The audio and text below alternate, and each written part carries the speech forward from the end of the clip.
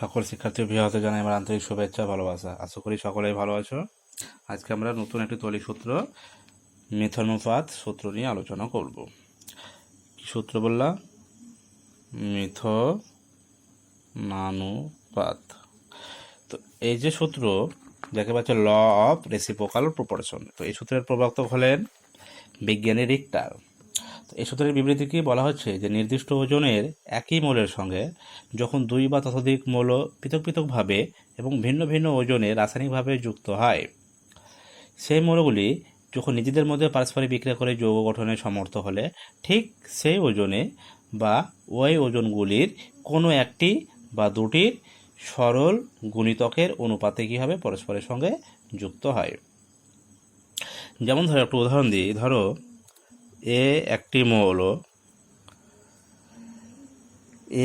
মৌল যে মৌলের এক্স গ্রাম একটি মৌল সি এর সঙ্গে এর জেড গ্রামের সঙ্গে কি হয়েছে যুক্ত হয়েছে, দিয়ে ধরে একটি যৌগ উৎপন্ন করেছে এ সি। ঠিক একইভাবে ধরো যে বি একটি মৌল যার ওয়াই গ্রাম সি সেই মৌলের জেড গ্রামের সঙ্গে বিক্রিয়া করে একটি নতুন যৌগ উৎপন্ন করেছে ধরো বি সি। তাহলে এখানে দেখো যে এসি এবং বিসি দুটো যৌগে কিন্তু সি এর সঙ্গে একবার এ একবার বি যুক্ত হয়েছে। এ যুক্ত হয়েছে এখানে এক্স গ্রাম, এখানে বি যুক্ত হয়েছে ওয়াই গ্রাম। তাহলে মিথনুপাতের সূত্র অনুযায়ী বলা হচ্ছে যে তাহলে এখানে এ এবং বি এই যে ওজন অনুপাতে সি এর সঙ্গে পৃথক পৃথকভাবে কি এরা যুক্ত হয়েছে, তাহলে এদের যদি আমরা এ এর বি এর ওজনের অনুপাত বের করি তাহলে সেটা কত হবে? এক্স অনুপাত কি হবে ওয়াই।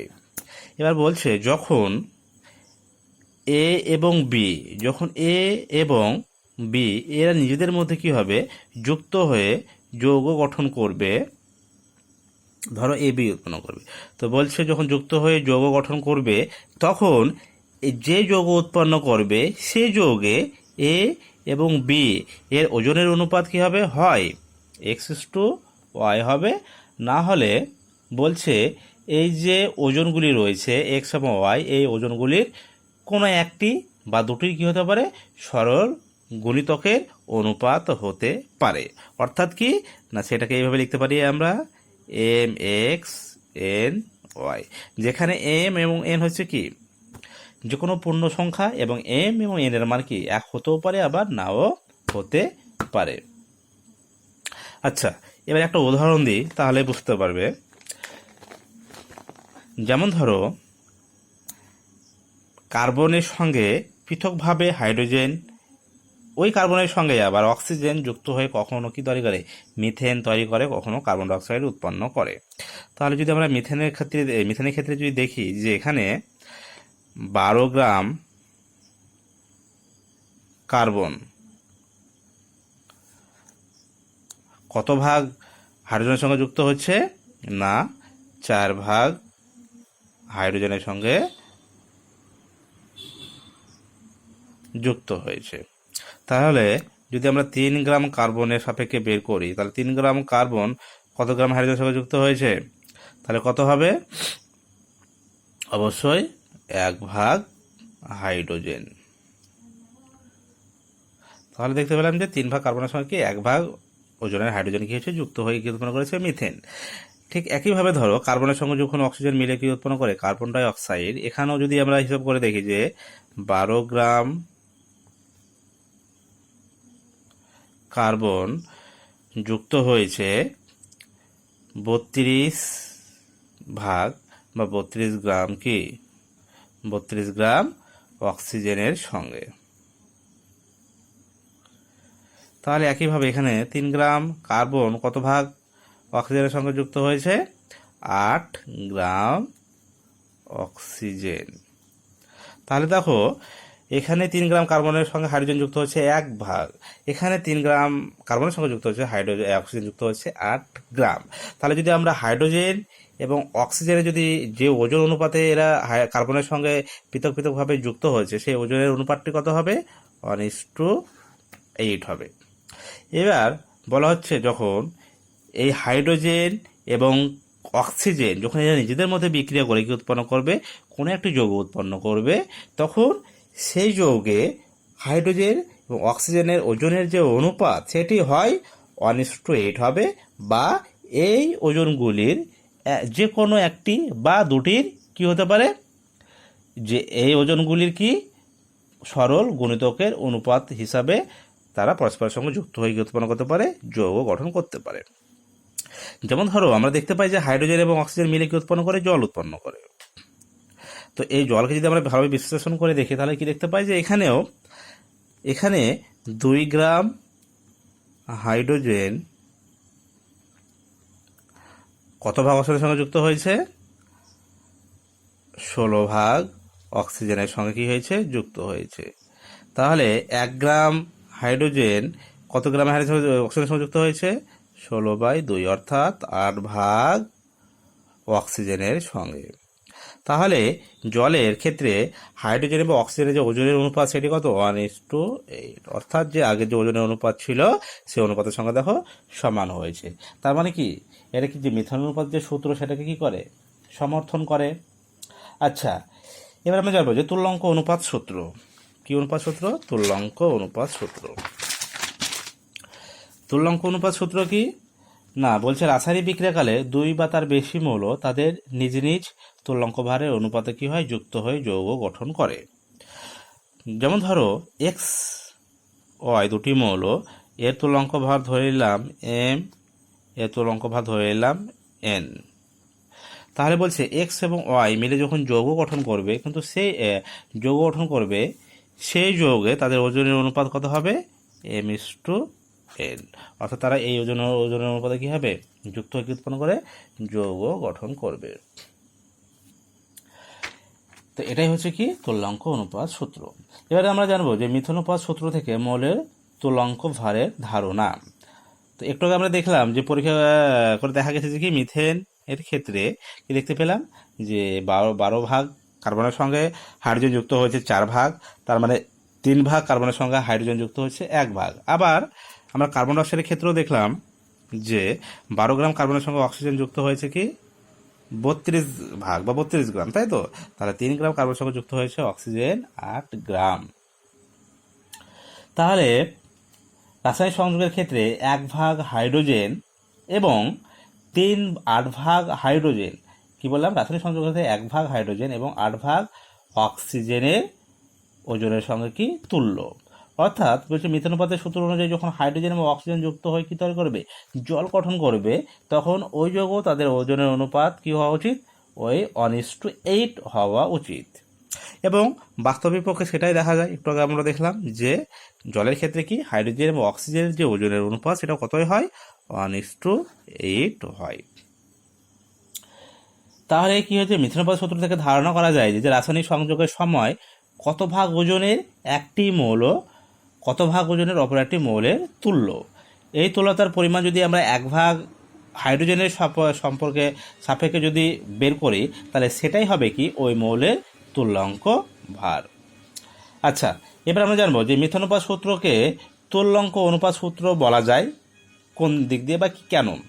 তো কি বললাম যে মিথনুপাত সূত্রকে কি বলা যায়, তুল্যাঙ্ক অনুপাত সূত্র। তার কারণ কি, তার কারণ হচ্ছে যে একটু আগে আমরা কি দেখলাম যে একই মৌল কার্বনের সঙ্গে কখনো হাইড্রোজেন কখনো অক্সিজেন রাসায়নিকভাবে সংযুক্ত হয়ে উৎপন্ন করছে মিথেন কার্বন ডাই অক্সাইড। তো তখন দেখা গেল মিথেন যৌগে কার্বন এবং হাইড্রোজেনের অনুপাত আমরা কত পেয়েছি, 12:4, তাই তো। এখানে কি কার্বন ও হাইড্রোজেনের ওজনের অনুপাত এইটা, বা 3:1। আবার একইভাবে কার্বন ডাই অক্সাইডের ক্ষেত্রে কার্বন এবং অক্সিজেনের ওজনের অনুপাত কত, 12:32 বা 3:8। তার মানে কি দেখতে পাচ্ছ না, কার্বন ডাই অক্সাইড যৌগে কার্বন এবং অক্সিজেনের ওজনের অনুপাত কত পেলাম, 3:8। তার মানে কি একই মৌল মানে কি কার্বন, তাহলে একই মৌল কার্বনের 3 ভাগের সঙ্গে পৃথক পৃথকভাবে বিক্রিয়াকারী হাইড্রোজেন এবং অক্সিজেনের যে ওজনের অনুপাত সেটা কত, 1:8। এবং হাইড্রোজেন ও অক্সিজেন নিজেদের মধ্যে আলাদাভাবে বিক্রিয়া করে যখন এক বা একাধিক যৌগ গঠন করে, তখন ওই যৌগে হাইড্রোজেন এবং অক্সিজেন যে ওজন অনুপাতে যুক্ত হবে সেই ওজন অনুপাত কী হবে, হয় 1:8 হবে, না হলে এই ওজনের যে কোনো একটি বা দুটির কী হবে, সরল গুণিতকের কি হবে, অনুপাত হবে। যেমন ধরো কি বললাম যে হাইড্রোজেন এবং অক্সিজেন যখন যুক্ত হয়ে কি উৎপন্ন করে, জল উৎপন্ন করে। আবার হাইড্রোজেন অক্সিজেন মিলে কি হয়, হাইড্রোজেন পারঅক্সাইডও গঠন করে। এই ক্ষেত্রে হাইড্রোজেন অক্সিজেন অনুপাত কত, 1:8। এখানে হাইড্রোজেন অক্সিজেন অনুপাত কত, 1:16। তাহলে এখানে দেখো, তার মানে এখানে কি হয়েছে, হাইড্রোজেন পারঅক্সাইডের ক্ষেত্রে কি হয়েছে, যে অনুপাতটা ছিল সেই অনুপাতের ক্ষেত্রে যে 8 গ্রাম অক্সিজেন ছিল, সে 8-এর 2 গুণিতক হয়ে কত হয়েছে, এখন 16 হয়েছে। তখন যে অনুপাত দাঁড়িয়েছে সেটা কত, 1:16। তার মানে কি, এটাও যে মিথনুপাত সূত্র সেটাকে কি করে, সমর্থন করে। তো রাসায়নিক বিক্রিয়ায় অংশগ্রহণকারী মৌলসমূহের সর্বদাই তাদের নিজ নিজ তুল্যাঙ্ক ভারের অনুপাতে বা তাদের কোনো সরল গুণিতকের অনুপাতে কি হয়, মিলিত হয়। এটি কি, তুল্যাঙ্ক অনুপাত সূত্র। আচ্ছা, তো এতক্ষণ আমরা কি জানলাম, এতক্ষণ জানলাম আমরা মিথন অনুপাত সূত্র। এবার আমরা জানবো যে শেষ আমাদের সূত্র রয়েছে, সেটি হচ্ছে গেলুকাসের গ্যাস আয়তন সূত্র। গেলুকাসের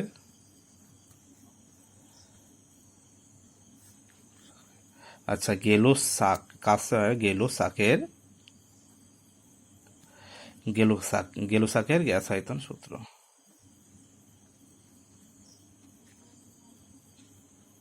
আচ্ছা,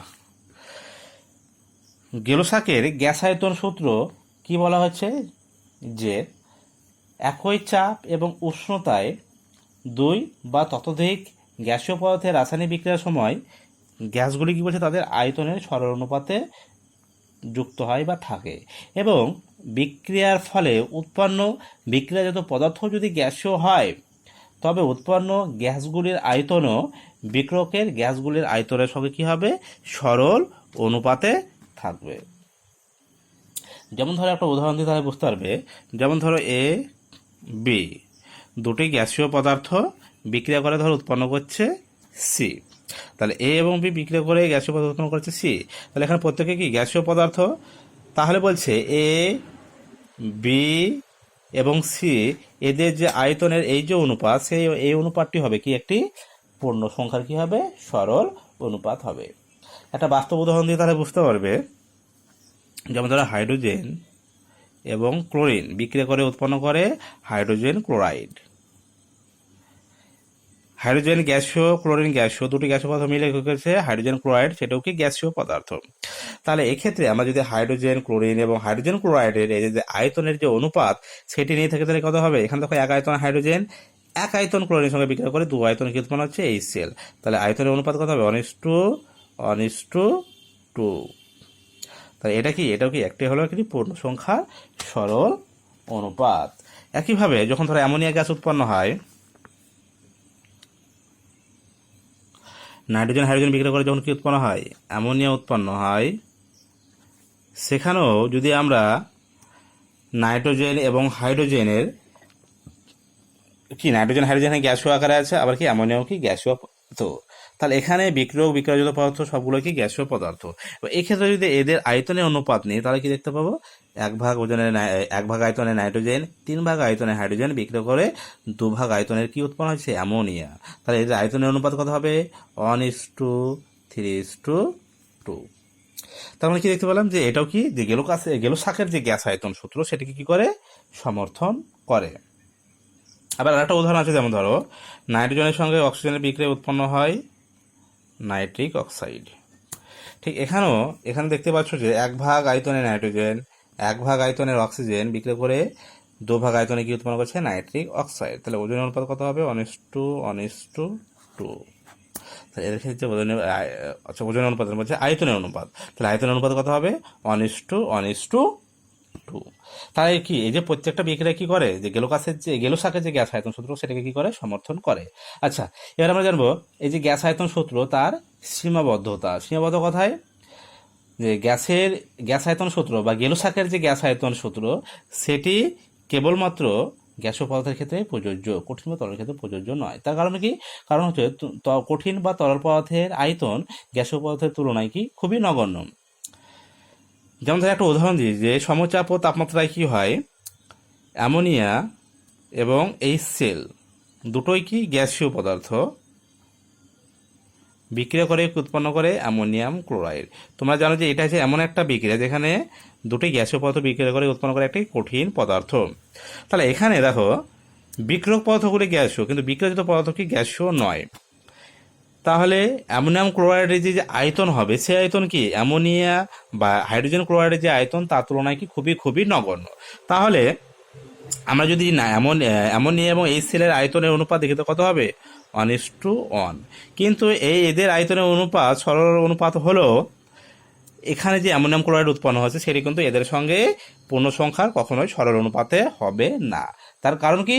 তার কারণ হচ্ছে অ্যামোনিয়াম ক্লোরাইড যে কঠিন পদার্থ উৎপন্ন করেছে তার আয়তন অ্যামোনিয়া এবং হাইড্রোজেন ক্লোরাইডের আয়তনের তুলনায় কি অনেক অনেক কম। সেক্ষেত্রে কি এই ক্ষেত্রে আমরা কি দেখতে পেলাম, তাহলে গেলো-সাকের যে গ্যাস আয়তন সূত্র সেটি প্রযোজ্য হলো না। আচ্ছা, তাহলে এই যে আমরা 4টি তৌলিক সূত্র আর কি জানলাম, গেলো-সাকের গ্যাস আয়তন সূত্র। এরপরে যে নেক্সট টপিক আছে আমরা ডাল্টনের পরমাণুবাদ সেটা নিয়ে আলোচনা করব। আচ্ছা, আজকে এই পর্যন্তই, ধন্যবাদ।